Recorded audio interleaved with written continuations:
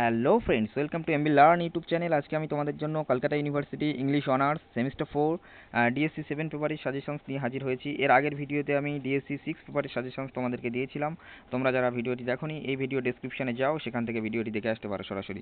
তো তোমাদের মূলত আজকে যে তোমাদের সাজেশনসটা তৈরি করে দিচ্ছি, সেখানে দেখো তোমাদের পোয়েট্রি সেকশনস থেকে মূলত কোশ্চেন আসবে। এখানে 1 নম্বরে যে পোয়েট্রিটা আছে, টু হিজ কয় মিস্টেস, এই পোয়েমটা থেকে দুটো কোশ্চেন্স দিয়েছি। তো একটা কোশ্চেন্স করলে মোটামুটি কভার হয়ে যায়। Discuss to his koi mistakes as a metaphysical love poem or critical appreciation or love poem। তো এই একটা কোশ্চেন্স করলে তোমরা দু নম্বরে যে আমি কোশ্চেন্সটা রেখেছি দেখো, কার্পেডিয়াম থিম, এই কার্পেডিয়াম থিমটাও মোটামুটি কভার হয়ে যায়, তবে আলাদা করে যদি করো তাহলে সেক্ষেত্রে পরীক্ষার মার্কসটা একটু বেশি আসবে। এবারে 2 নম্বরে যে পোয়েমটা দিয়েছি, one day I wrote her name, এখান থেকে একটা কোশ্চেন্স করলেই এনাফ।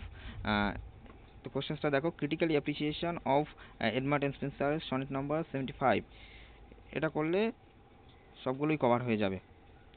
এবারে rape of the lock, rape of the lock থেকে কি দিয়েছি দেখো, discuss the rape of the lock as a heroic comical poem, critically examine Pope's rape of the lock as a mock epic poem.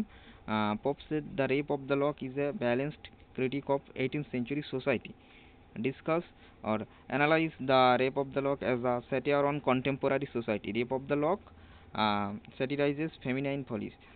তো heroic comical এইটা কিন্তু খুব গুরুত্বপূর্ণ তোমাদের, এটা তোমরা অবশ্যই করে যাবে, এটা ভেরি ভেরি ইম্পর্টেন্ট। আমি অনেকগুলো স্টার মার্কও দিয়ে রেখেছি তোমাদের সুবিধার্থে। আর একটা কোশ্চেন সেখান থেকে যেটা গুরুত্বপূর্ণ খুব, comment on pops A use of super natural machinery in the rape of the lock, এটাও খুব গুরুত্বপূর্ণ।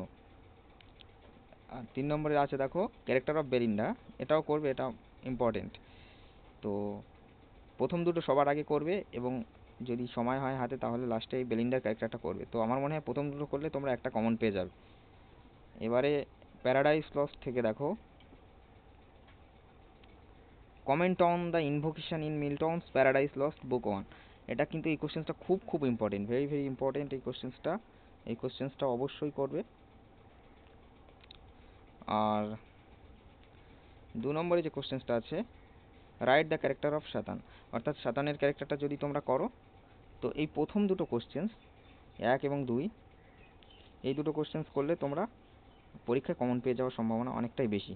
এবারে তবুও তো এরকমভাবে বলা যায় না, কারণ একটা বড় একটা এটা পোয়েট্রি তো এখান থেকে আরও কিছু কোশ্চেন্স আমি তোমাদের দিয়েছি দেখো, discuss the role of Beelzebub in Paradise Lost book 1, এটাও ইম্পর্টেন্ট আছে। Comment on Milton's grand style in Paradise Lost book 1, description of hell in Paradise Lost book 1। তো এই সমস্ত কোশ্চেন্সগুলো ইম্পর্টেন্ট, এগুলো করলে এর বাইরে আর কিছু আসবে না। 4 নম্বরে দেখো, the lamb and the tiger, এই পোয়েম থেকে কি কি আসবে। এখানে দুটো মূলত পোয়েম আছে, তো দুটো পোয়েম, দ্য ল্যাম্ব এবং দ্য টাইগার। দ্য ল্যাম্ব থেকে তোমরা ক্রিটিক্যাল অ্যাপ্রিসিয়েশনটা করে নেবে, আর টাইগার থেকেও আলাদা করে ক্রিটিক্যাল অ্যাপ্রিসিয়েশনটা করে নেবে। এই দুটো ক্রিটিক্যাল অ্যাপ্রিসিয়েশন যদি তোমরা করে নাও, পরীক্ষায় যে কোশ্চেন্স আসবে তোমরা লিখতে পারবে। কম্বাইন করে যদিও কোশ্চেন্স পড়ে তাহলেও তোমরা লিখতে পারবে।